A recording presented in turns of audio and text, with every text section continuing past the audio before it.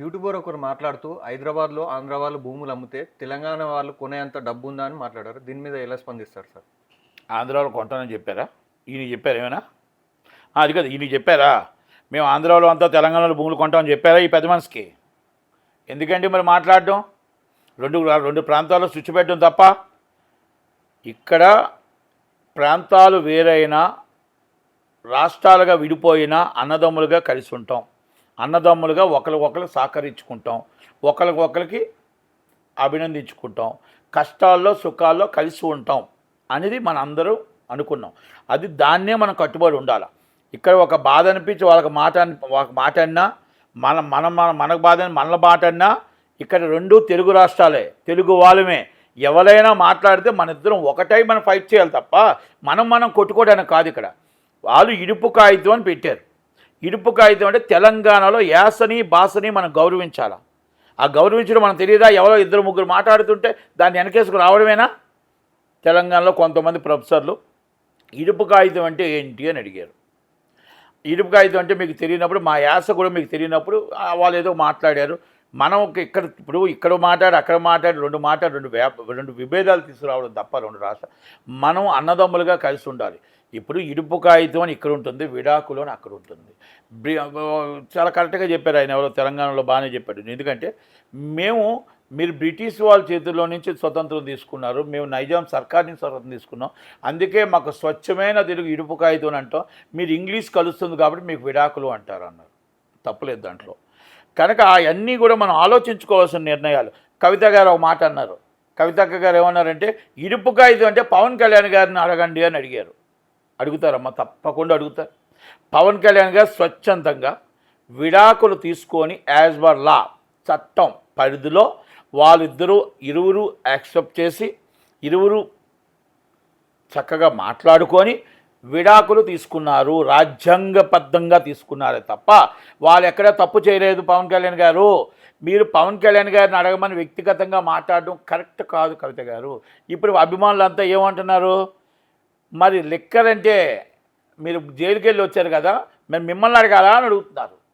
Liquor ఎలా అంటే scam ఎలా దొరుకుతుందని అడుగుతున్నారు. అంటే ఒక వ్యక్తిగతంగా మీరు ఇష్యూస్ బేస్డ్ మాట్లాడి పొలిటికల్ మాట్లాడండి, రాజకీయంగా ఆయన ఎదుర్కోండి, అంతే తప్ప ఇది మరి వ్యక్తిగతంగా మాట్లాడకూడదు. ఎందుకంటే మిమ్మల్నన్నా పవన్ కళ్యాణ్ గారినన్నా బాధే, రాజకీయంగా ఎదుర్కోవాలి. రాజకీయంగా మనం మాట్లాడాలి, తప్పులేదు దాంట్లో. మీరు ఇడుపు కాగితం కోసం ఇడుపు కాగితం కోసం మీరు వివరించండి, ఇడుపు కాగితం కోసం చెప్పండి, తప్పులేదు. అంతే తప్ప మీరు పవన్ కళ్యాణ్ గారిని అడగని తెలుస్తుందంటే పవన్ కళ్యాణ్ గారి అడగడానికి ఏముంది దాంట్లో? ఆయన బహిరంగంగానే తీసుకున్నారు కదా విడాకులు. ఆయన బహిరంగంగా మ్యూచువల్ అండర్స్టాండింగ్ మీద తీసుకున్నారు కదా, రాజ్యాంగబద్ధంగా తీసుకున్నారు కదా, లాకు అనుకూలంగానే తీసుకున్నారు కదా, చట్టాన్ని పరిధిలోనే తీసుకున్నారు కదా. మరి మిమ్మల్ని చట్ట పరిధిలోనే అరెస్ట్ చేశారు కదా, న్యాయంగా అరెస్ట్ చేశారు కదా, మీరు బెయిల్ మీద వచ్చారు కదా, ఆల్రెడీ ఢిల్లీలో కేసు మీ మీద కొట్టేశారు కదా, మళ్ళీ హైకోర్టులో కేసు పెండింగ్ కదా.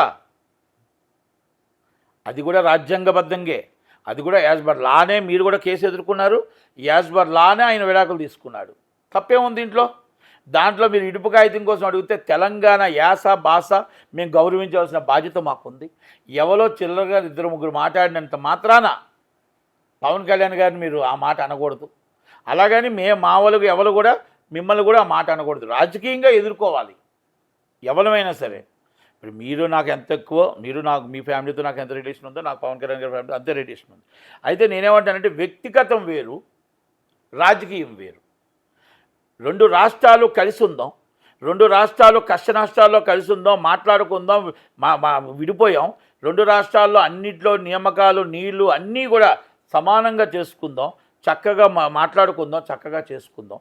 అన్నిటికీ మీ యాసను మేము గౌరవించాలి, మీ భాషను గౌరవించాలి, మా యాసను మీరు గౌరవించాలి, మా భాషను మీరు గౌరవించాలి. ఒక్కొక్క ఏరియాలో ఒక్కొక్క యాస ఉంటుంది. శ్రీకాకుళంలో ఒక యాస ఉంటుంది, ఈస్ట్ గోదావరిలో ఒక యాస ఉంటుంది, కృష్ణా జిల్లా ఒకటి, గుంటూరు జిల్లా ఒకటి, రాయలసీమ ఒకటి, తెలంగాణ ఒక యాస.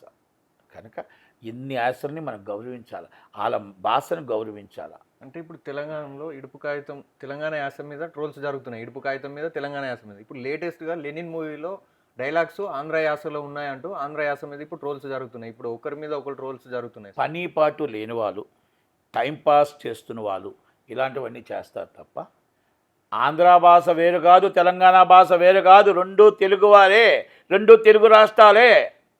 యాసను గౌరవించాలి, భాషను గౌరవించాలి, మన రాష్ట్రాలను గౌరవించాలి, మనం గౌరవం ఇచ్చి పుచ్చుకోవాలి. అది తెలుసుకోవాలి. మీరు టైంపాస్ చేసిన వాళ్ళు ఇలాంటివి మాట్లాడుతున్నారు, వాళ్ళ కోసం మనం మాట్లాడడం వేస్ట్. సినిమాని సినిమాలాగానే చూడండి. అలాగే యాసని భాషని మనం ఎవరినైనా గౌరవించాలి. అన్నా బాగున్నావా అంటే బాగున్నావు అంటారు, అక్కా బాగున్నావా అంటే బాగున్నావు అంటారు. అవతల కాదు మనం వేరే విధంగా మాట్లాడితే వాళ్ళు వేరే విధంగా మాట్లాడతారు. గౌరవం అనేది ఇచ్చి పుచ్చుకోవడంలో ఉంటుంది. అందుకనే ఇప్పుడు కవితక్క గారు ఒక మాట అన్నారు, నేను ఒక మాట అన్నాను, అయిపోయింది.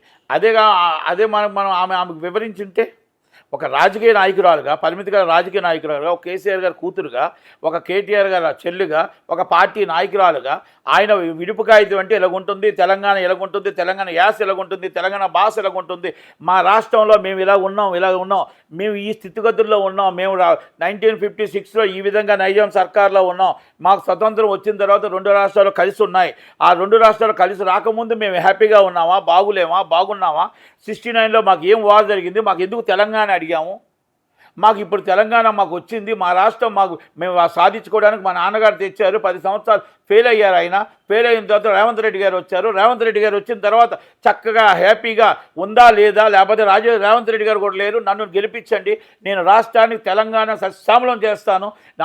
ముగ్గురు చేయలేపారు. మా నాన్నగారు ఫెయిల్ అయ్యారు, రేవంత్ రెడ్డి గారు ఫెయిల్ అయ్యారు, మీరేం చేయగలుగుతారో చెప్పండి అక్క. అంతే తప్ప మనం వచ్చి ఎవరు ఎదుటోళ్ళ మీద మనం రాయేయడం ఎందుకక్క? మనం ఏం చేయగలుగుతాం? మీరు వస్తే ఏం చేస్తారు?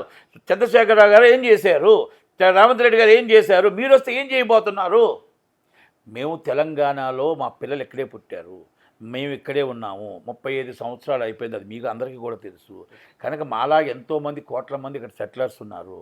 కనుక ఇక్కడ ఎవరమైనా ఇండియన్ సిటిజన్ అని ఎవరు ఎక్కడైనా బతకొచ్చు, ప్రపంచంలో ఎవరు ఎక్కడైనా ఉండొచ్చు. అలాగనుకుంటే మొత్తం టోటల్గా అమెరికా సగం ఖాళీ అయిపోతుంది, అలాగనుకుంటే దేశాలన్నీ ఖాళీ అయిపోతాయి, అలాగనుకుంటే ఏ రాష్ట్రాల్లో ఎవరు ఉండరు. కనుక ఎవరు ఎక్కడైనా జీవించవచ్చు, ఎవరు ఎక్కడైనా ఓటేయచ్చు, ఎవరు ఎక్కడైనా మాట్లాడుకోవచ్చు, స్వతంత్ర హక్కు ఉంది. అలాగని చెప్పి ఎదుటి వాళ్ళని కించపరచకూడదు, ఎదుటి వాళ్ళని మనం అవమానపరచకూడదు. కనుక దయచేసి అందరూ పెద్ద మనసు అర్థం చేసుకోండి, రాజకీయ నాయకులు అర్థం చేసుకోండి, అందరూ మొత్తం టోటల్గా ఎవరైతే ఉన్నారో ఇప్పుడు మాట్లాడితే కింద కామెంట్స్ పెడుతున్నారు వాళ్ళు అర్థం చేసుకోండి. మన అన్నదమ్ములుగా ఉన్నాం, అన్నదమ్ములుగానే విడిపోయాం, అన్నదమ్ములుగా కలిసి ఉందాం. మన కష్ట సుఖాల్లో వాళ్ళు మనకు ఉన్నారు, మనం వాళ్ళకు ఉండాలి, అందరూ ఉండాలి, అందరూ కలిసే పనిచేద్దాం, కలిసే చేసుకుందాం. ఆంధ్రప్రదేశ్ని డెవలప్ చేసుకుందాం, తెలంగాణని డెవలప్ చేసుకుందాం. ఆల్రెడీ అమరావతి పూర్తి చేసుకుందాం, పోలవరం పూర్తి చేసుకుందాం. పవన్ కళ్యాణ్ గారిని ఆమె అనడంలో కూడా ఏదో అనుకోకుండా వచ్చిన మాటలే కనుక దయచేసి మీరు ఫ్యాన్స్ కూడా ఎవ్వరు కూడా రియాక్ట్ అవ్వకండి. ఎందుకంటే ఒక ఆమె రాజకీయ నాయకురాలే, ఆయన రాజకీయ నాయకుడే కనుక ఆ విధంగా మాట్లాడి ఉండొచ్చు. దయచేసి అందరూ కూడా ఇక్కడితో సర్దుమణిగిపోవాలని, తెలంగాణ యాస భాషని మనం గౌరవించాలి, ఆంధ్ర యాస భాషను మనం గౌరవించాలి. Thank you very much. Thank you sir.